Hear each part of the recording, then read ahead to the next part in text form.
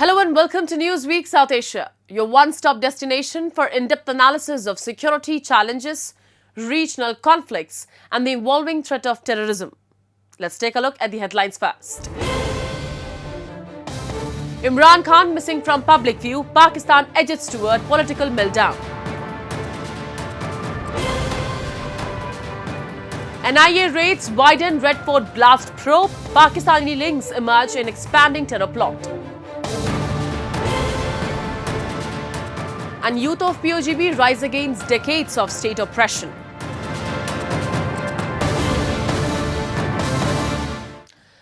In Pakistan, a new political storm is gathering, and it centers around one question that state refuses to answer. Where is Imran Khan? For nearly a month, the former Prime Minister has been held in complete isolation, denied all visits from his party, from his lawyers, and even from his own family. As rumours grow about his health and even his possible death, the opposition Pakistan Tehreek-e-Insaf has launched massive demonstrations across Islamabad and Rawalpindi. But instead of providing clarity, Pakistan's powerful military establishment has responded with bans, blockades and unprecedented crackdowns, fueling fears that the country may be heading towards its worst political meltdown in years. Let's take a look at this report. Massive crowds gathered outside Adiala jail on November 27, even as Section 144 bans remained in force in both Islamabad and Rawalpindi. Visuals show Khyber Pakhtunkhwa Chief Minister Sohail Afridi, along with PTI lawmakers and workers, staging a sit-in at the gates of the prison after being denied access to their leader for the fourth consecutive week. Afridi warned that Pakistan was entering dangerous territory with nationwide tension rising as the state refuses all information regarding Imran Khan's health. से media पर चल रहा था कि हमारे leader हमारे काय जनाब इमरान खान साहब की तबीयत खराब है या जो है जो अफवाहें चल रही थी, तो आज नेशनल मीडिया के साथ साथ जो है वो इंटरनेशनल मीडिया पर भी चल रहा है। तो हमारी तशवीश बढ़ गई है। पूरी पाकिस्तानी कौम इमरान खान साहब के हवाले से तशवीश में मुब्तला है। Imran Khan has not been seen, photographed or heard since early November, a disappearance unprecedented for a former elected Prime Minister.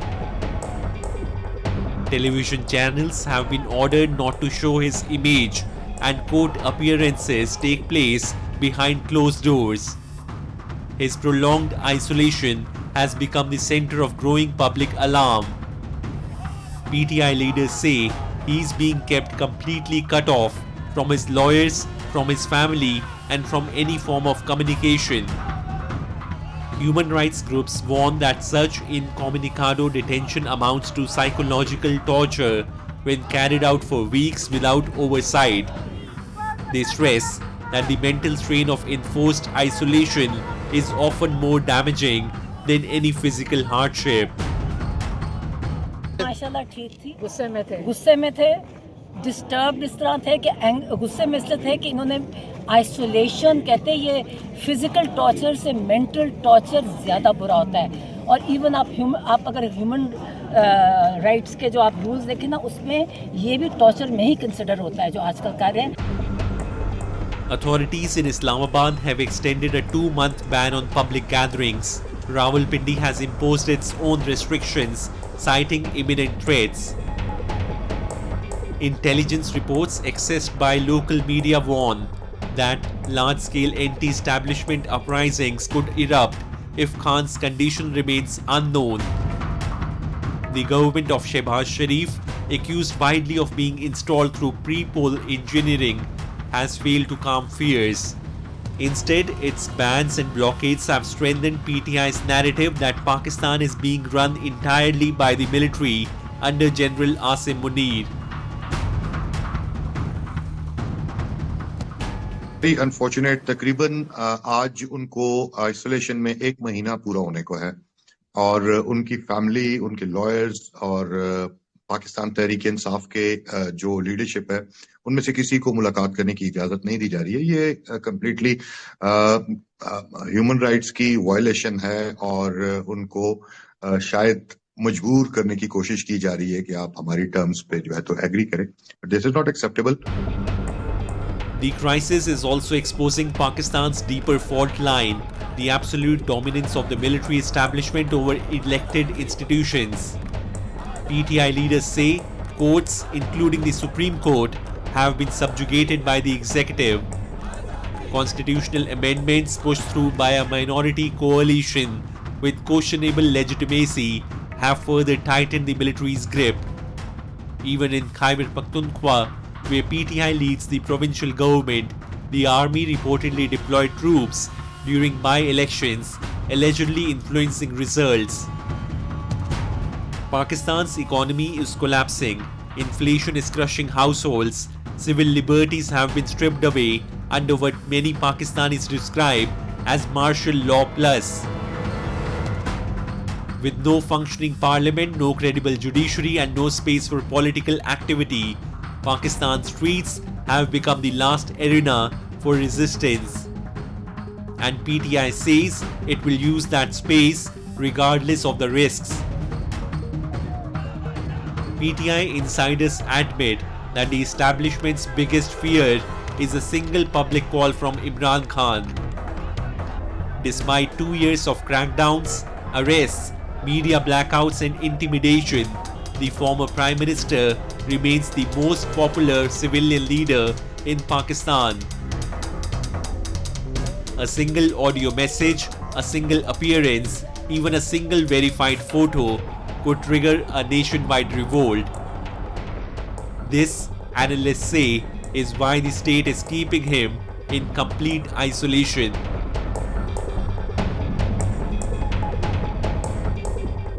There, as you know, Imran Khan has been languishing in jail since 2023, and largely it is believed due to the personal animosity between Asim Munir and Imran Khan.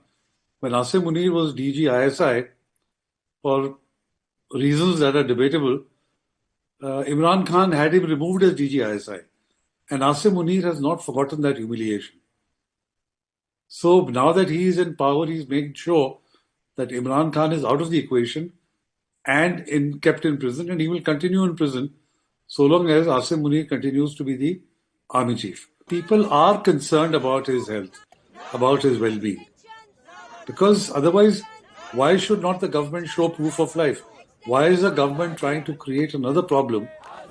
They simply have to show Imran Khan, for people to be convinced, and let the law take its course, whatever cases are going on against him.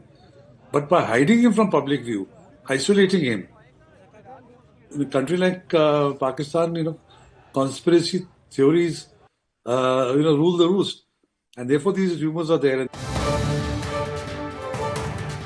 In Pakistan-occupied Gilgit-Baltistan, rising youth anger reflects years of political marginalization, unemployment, and the constant feeling of being controlled without rights. Young people say they are denied basic freedoms, punished for peaceful expression, and silenced whenever they question exploitation of their land and resources.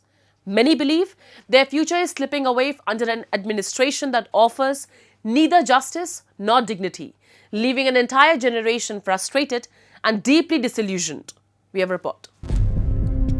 Across Pakistan-occupied Gilgit-Baltistan, the youth say promises of development rarely translate into reality. Despite POGB's rich natural resources, locals remain deprived of opportunities, while outsiders benefit from contracts, jobs, and land access. This climate of intimidation has created a sense of isolation among the young population who feel unheard in their own homeland. Gilgit-Baltistan में पूरा का पूरा आवे का आवा बिगड़ा हुआ है।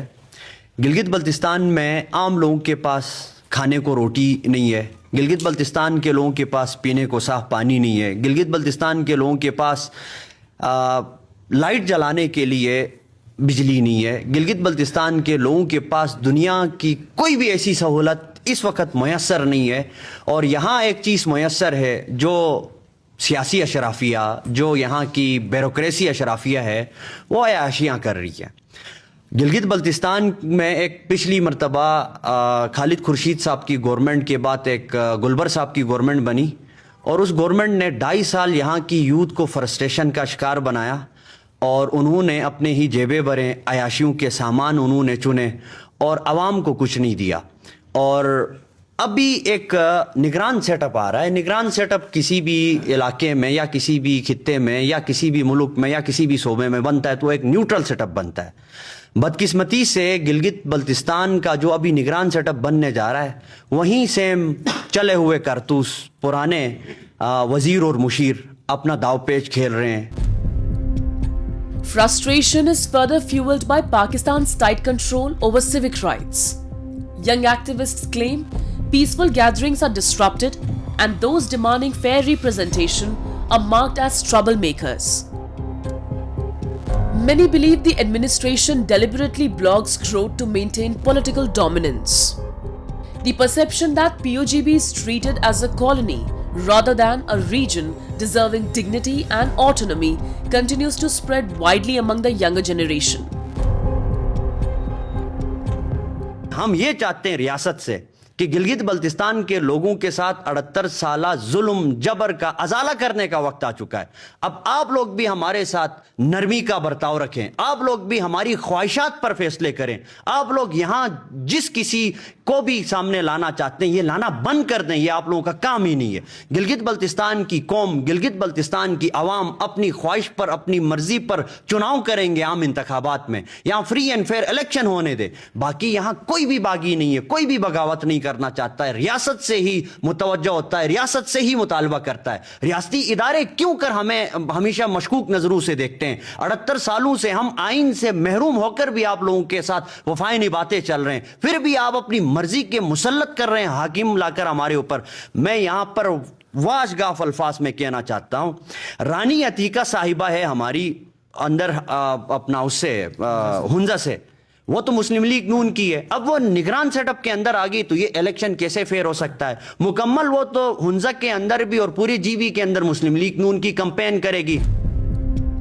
As discontent deepens, the youth of POGB warn that sustained neglect and suppression will only push the region toward greater instability. They say real progress requires constitutional rights, transparent governance, and freedom from coercive state mechanisms. Until meaningful change arrives, the young people of this strategically vital region will continue to challenge a system that denies them the opportunity to shape their own future.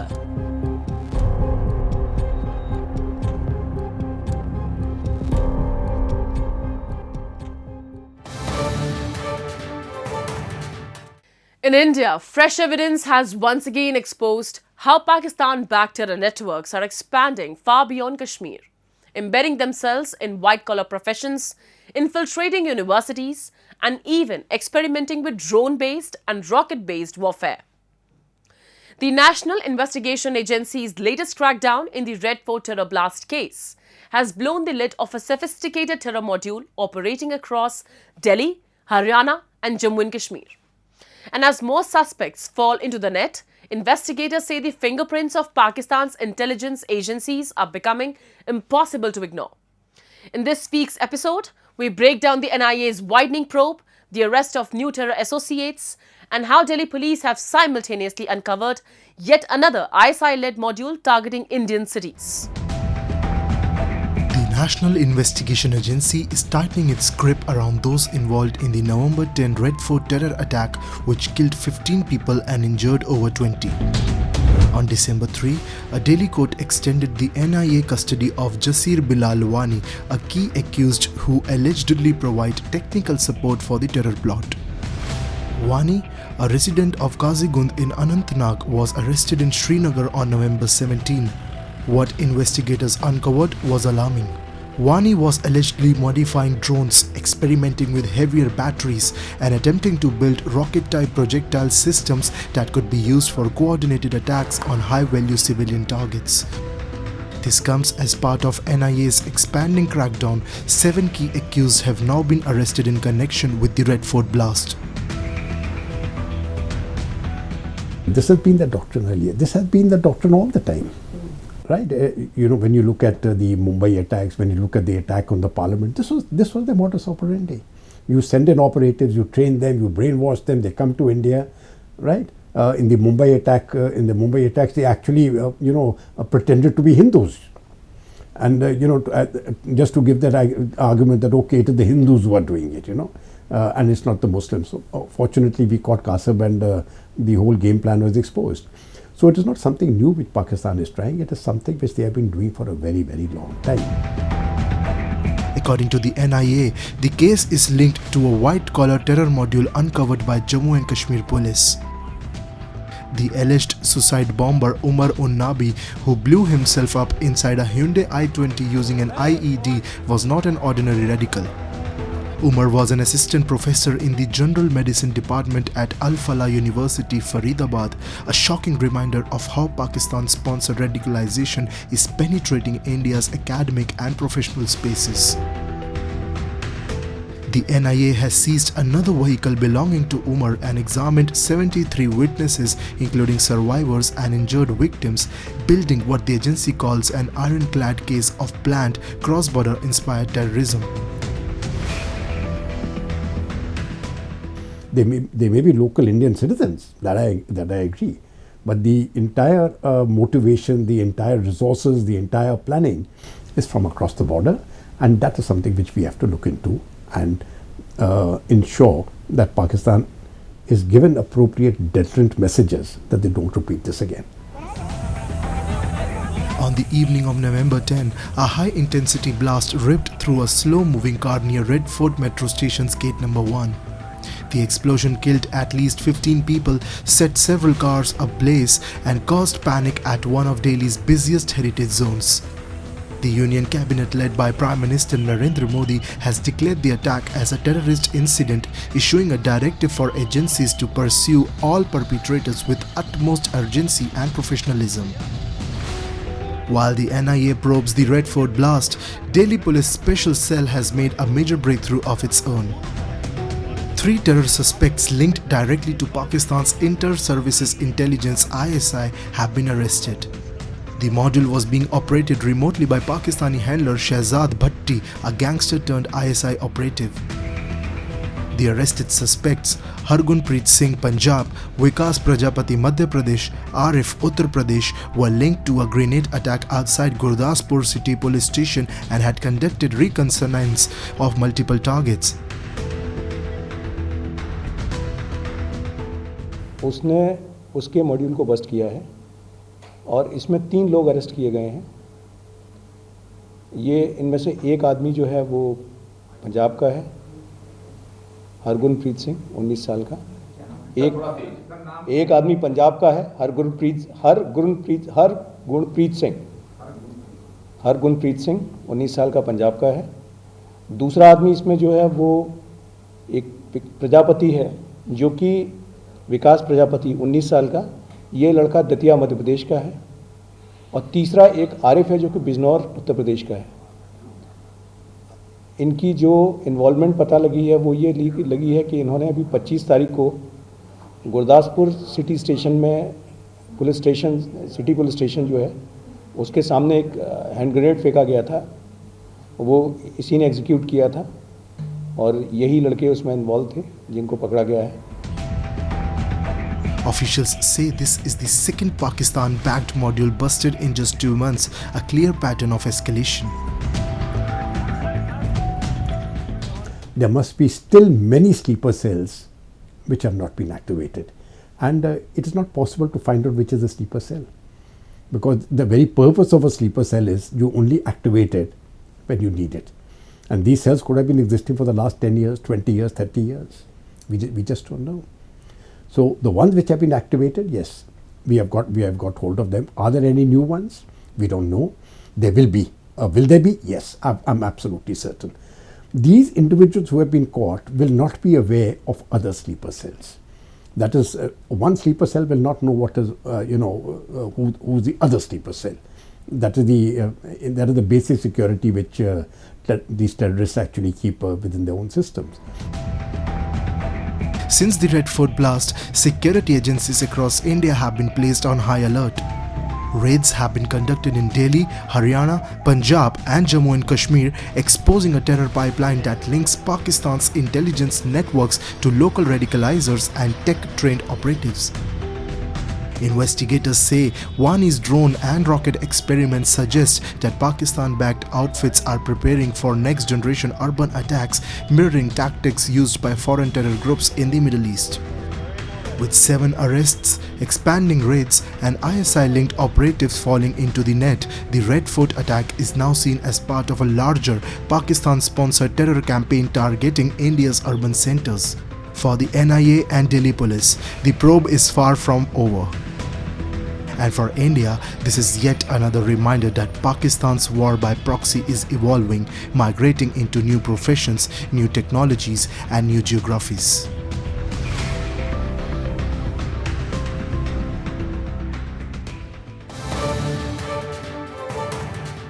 In this episode of Newsweek South Asia, we turn to a development that has once again exposed Pakistan's deepening terror playbook.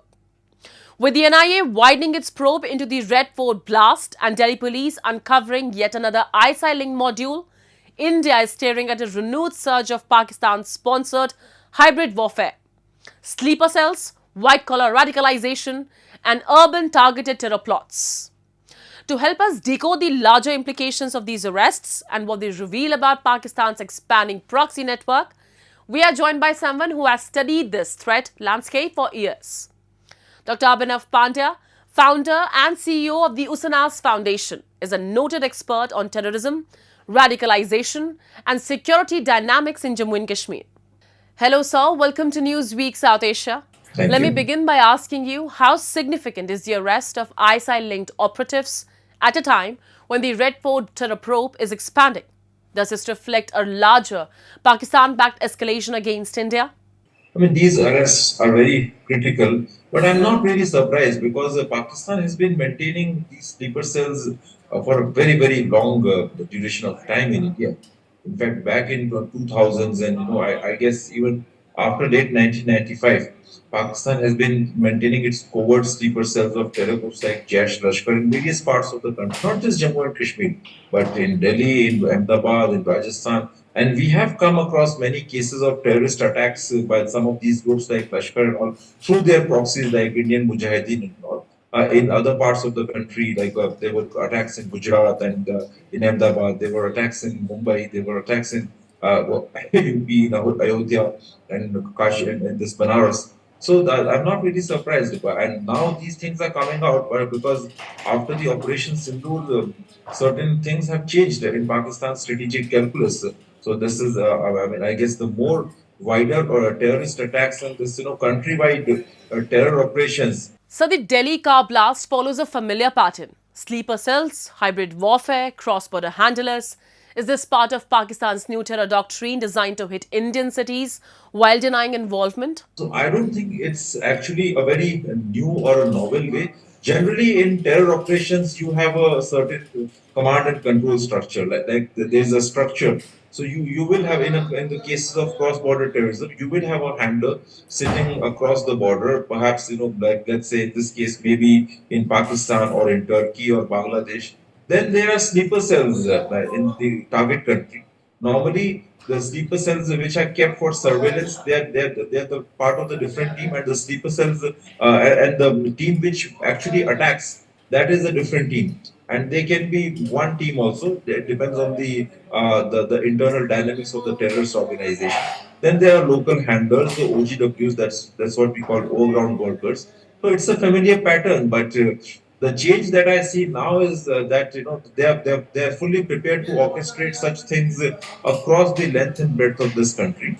NIA and Delhi police have busted 2 Pakistan-linked modules in 2 months. Does this indicate better Indian counter-terror capability or a surge in Pakistan's attempts to destabilize India? Well, in my opinion, I think it's the surge in Pakistan's terrorist operations in India. So let me tell you very frankly that Pakistan has invested in this terror ecosystem for more than 3 decades. And they have done it in a very systematic manner. They have their sleeper cells across the country, not just in Jammu and Kashmir. And these groups like Lashkar and Jaish, they have robust linkages with the local Indian terror groups as well as the Islamist organizations, Islamist charities. So they have their systems in place. Now, whenever they want to activate things, they can do that, because they have their proxies working here. And we have seen that in the past also, they could manage to orchestrate terror attacks in various parts of the country, in certain parts of the country, in Gujarat, in Ayodhya, Bihar.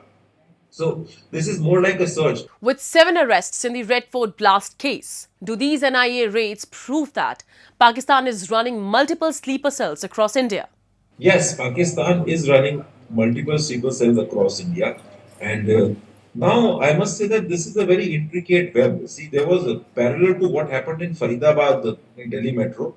There was another incident in Gujarat in which one doctor was caught planning to poison the people with ricin, a very high category poison. So that was found to be affiliated with the Islamic State affiliates in this region.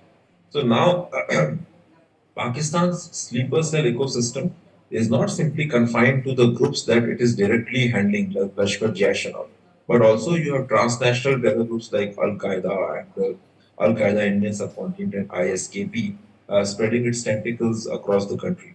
So Pakistan's intelligence is very deeply connected with these groups also. And these sleeper cells are operating in various parts of the country. The suicide bomber was an assistant professor.